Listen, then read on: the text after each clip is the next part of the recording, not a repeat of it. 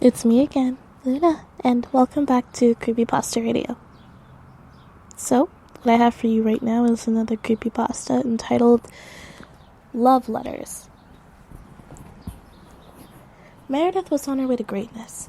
She had just finished college, had a nice apartment smack dab in the middle of a good neighborhood, and a sturdy job. Her neighbors greeted her warmly, and she felt accepted into the area quite quickly. One day, a few months after moving in, while checking her mail, she found a folded piece of paper, one someone had put there by hand.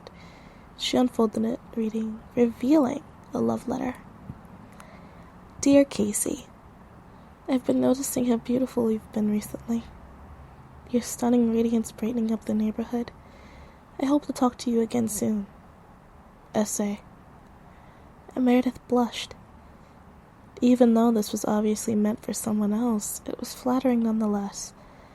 And despite the fact that the writer named S.A. was most likely standing for secret admirer, was not one for words, it was still a sweet gesture.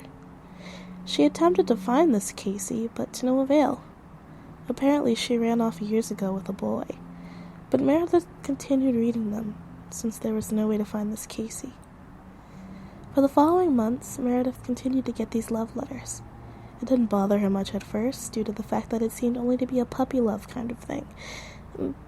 But the letters quickly turned obsessive sounding, saying things like, "You'll be mine one day, no matter what." It scared her after a while.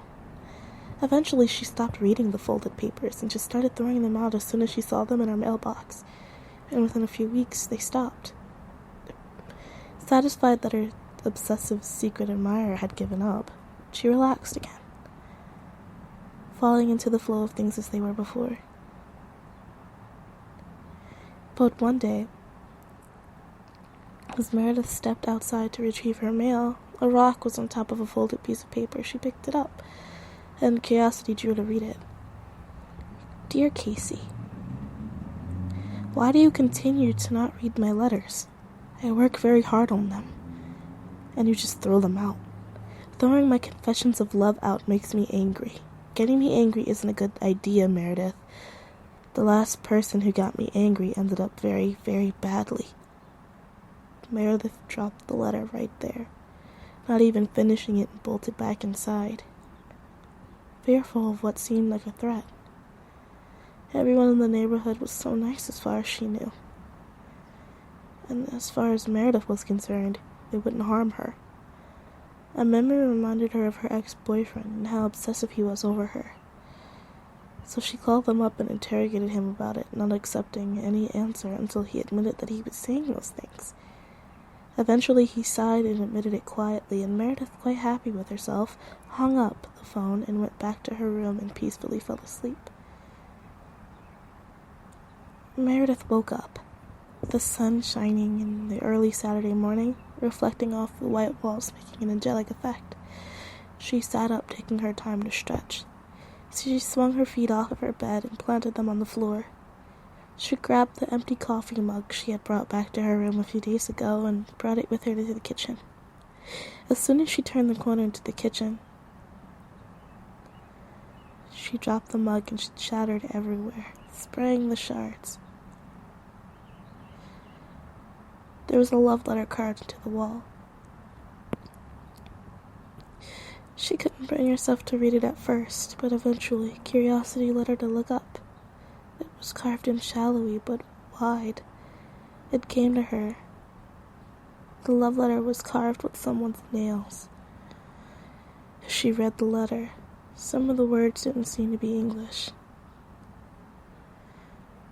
And at the end, S.A. was replaced with Samuel Alexander, a name quite commonly known in this area.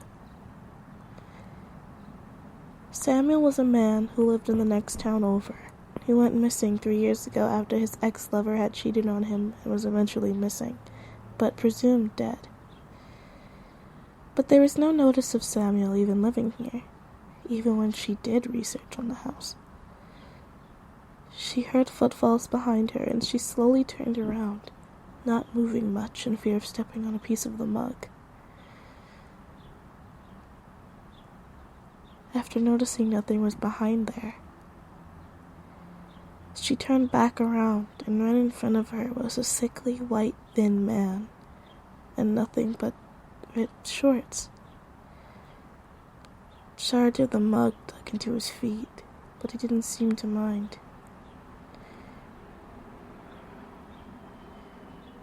Meredith inhaled to let out a scream, but the man grabbed her and wrapped his hand around her mouth, spinning her so his back was against his chest. He was cold and smelled like a pond.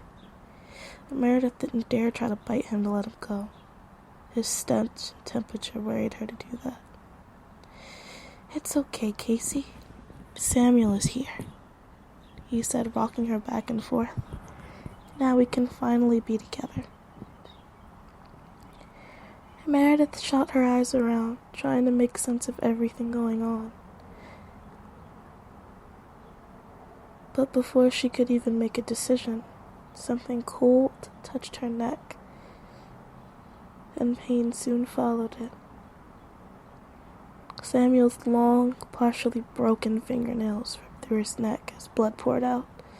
He pinched the major artery to her brain with his nails, piercing it, and blood squirted out.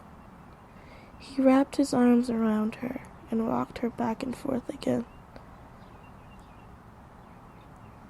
Meredith couldn't scream through the blood that was clogging up her lungs, and the world was quickly becoming dark. Then Samuel leaned in close and whispered, "Now we can be together, Casey."